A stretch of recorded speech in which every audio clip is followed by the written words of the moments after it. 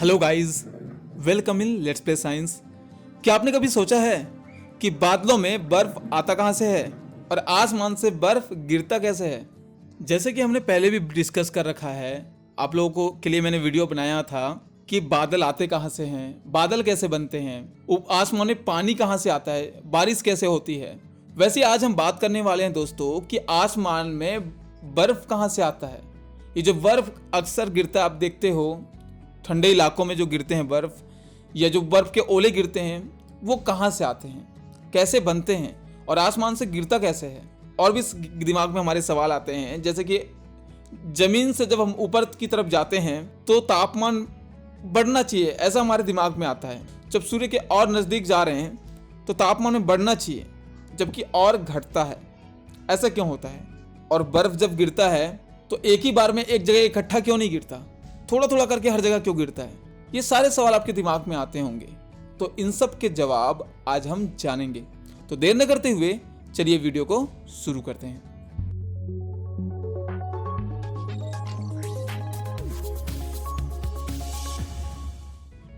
यह तो हम सब जानते हैं कि बर्फ पानी की एक अवस्था है और यह पानी के जमने से बनती है। जब भी पानी का तापमान 0 डिग्री सेल्सियस से या इससे कम हो जाता है तो बर्फ बन जाता है। जैसे जैसे हम समुद्र तल से ऊंचाई की ओर जाते हैं, यानी कि जमीन से ऊंचाई की ओर बढ़ते हैं, तो तापमान धीरे धीरे कम होता जाता है।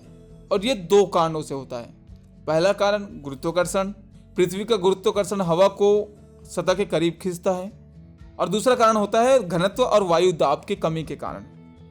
ये आप भी जानते हैं कि किसी वस्तु में मौजूद परमाणुओं और अणुओं की गति के कारण ही उस वस्तु का तापमान बढ़ता है।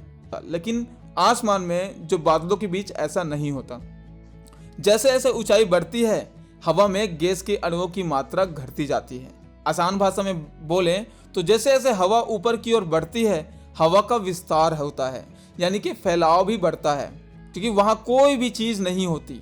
यानी कि जैसे ज़मीन में घर हैं, बहुत सारी पेड़ पौधे हैं, वहाँ खाली जगह होता है, तो हवा धीरे धीरे हर जगह फैलती जाती है और नाइट्रोजन, ऑक्सीजन और कार्बन डाइऑक्साइड जैसे गैस के अणुओं के एक दूसरे के टकराने की संभावना कम हो जाती है, जिसके कारण तापमान 0 से भी कई डिग्री कम हो जाता है। यानी कि हवा फैलाव होने के कारण तापमान नहीं बढ़ पाता, और जिसके वजह से हवा में मौजूद नमी संघनित हो जाती है, यानी भाप वापस में पानी में बदल जाता है और यह पानी की छोटी छोटी बूंदों के रूप में जम जाती हैं। इन जमी हुई बूंदों पर धीरे धीरे और पानी जमता जाता है और ये बर्फ के टुकड़ों का रूप ले लेते हैं। जब इन टुकड़ों का वजन काफ़ी अधिक हो जाता है तो नीचे गिरने लगते हैं।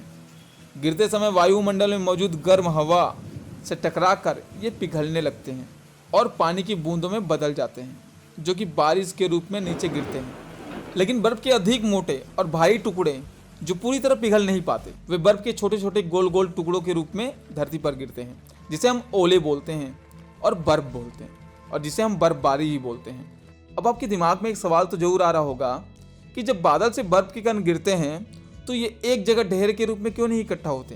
तो आपको बता दूं दोस्तों कि जब बर्फ के कण नीचे गिरते हैं तो ये आपस में एक दूसरे के साथ मिल जाते हैं, जिससे इनका आकार बढ़ जाता है। वहीं जब ये कण जमीन पर गिरते हैं तो हवा के चलते ये एक स्थान पर नहीं गिरते और जगह जगह बिखर जाते हैं और पूरे क्षेत्र में फैल जाते हैं। उम्मीद करता हूं दोस्तों कि आपको पता चल गया होगा कि बर्फ बनता कैसे और गिरता कैसे है, और ऊपर जाते हैं तो तापमान बढ़ने के जगह पे कम क्यों होता है। और एक सवाल आपके दिमाग में और जरूर अभी आ रहा होगा, ये सवाल मैं आप पर छोड़ता हूँ, कमेंट बॉक्स में जरूर बताना कि स्नोफॉल और हेलफॉल में डिफरेंस क्या है। यानी कि आप देखना कि कई जगह जो बर्फ है वो रुई की तरह गिरती है, जैसे कि आप अभी देख सकते हो, और कई जगह जो बर्फ है वो ओले के रूप में गिरती है। दोनों तो गिर तो रहे हैं बादलों से ही, लेकिन अलग अलग कैसे गिर रहे हैं? इसका जवाब कमेंट बॉक्स में जरूर देना। अगर आपको पता है इसका जवाब तो जरूर देना। ये एक सवाल का जवाब मैं आप पर छोड़ता हूं। तो मुझे जो बताना था मैंने आपको बता दिया दोस्तों कि बर्फ कैसे बनती है, तापमान, बादलों में बर्फ आता कहां से, कैसे बनता है। और उम्मीद करता हूं आपको वीडियो पसंद आया होगा। वीडियो पसंद आया हो तो एक लाइक तो बनता है, और शेयर करें। अगर आपको शेयर नहीं कर पाते हो तो कोई बात नहीं, लेकिन कोशिश करें दोस्तों कि आप दूसरों को शेयर कर सकें, ताकि उन लोगों को भी जानकारी पता चले यार, और मुझे भी इंकरेजमेंट मिले ऐसी ही काम की जानकारी आप लोगों के लिए लाने की। और कोई सवाल हो तो कमेंट बॉक्स में जरूर बताएं, चाहे कोई भी सवाल हो, लाइफ से रिलेटेड हो, साइंस से रिलेटेड हो, या ये इस टॉपिक से रिलेटेड हो। तो फिर मिलते हैं ऐसी काम की जानकारी के साथ। अपना और अपनों का ख्याल रखें, हमेशा खुश रहा करें। वीडियो देखने के लिए धन्यवाद।